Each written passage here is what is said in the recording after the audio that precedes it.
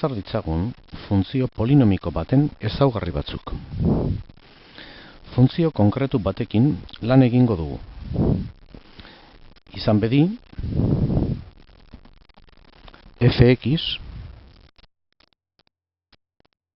berdin x ber iru ken iru x ber bi gehi bat. Enterri emanez, agertzen zaigu funtzio polinomiko honen adierazpen grafikoa, leiho grafikoan. Eta leiho algebraikoan funtzioaren adierazpen analitikoa. Kalkula ditzagun adibidez, funtzio honen erroak. Hau da, funtzio honek x ardatzarekin dauzkan ebaki puntuak. N letraz izendatuko ditugu. Eskubiko zatian dauden komandoak erabiliko ditugu. N berdin desplegatzen dugu komandoak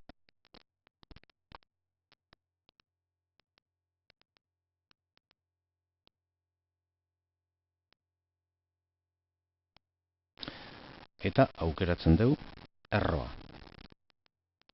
Erroa eta idazten dugu F. Enter. Ikusten den bezala, azaltzen zaizkigu N bat, N bi eta N iru. N bat, N bi eta N iru. Funtzioaren erroak.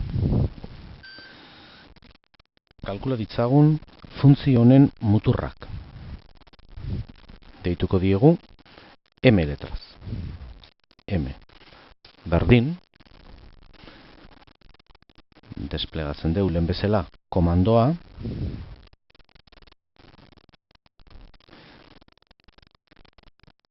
eta aukeratzen dugu muturra.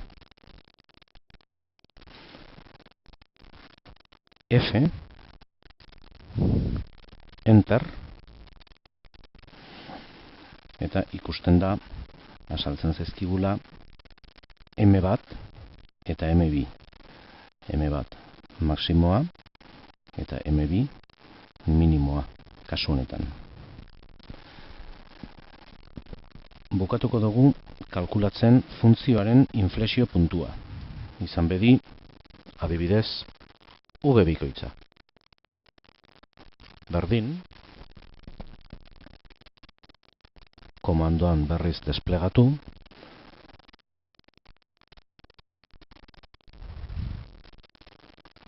inflexio puntua aukeratu, eta lehen bezala hemen F idatzi.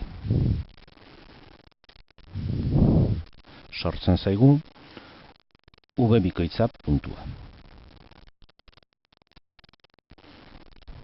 Edozein unean alda dezakegu funtzioaren posizioa.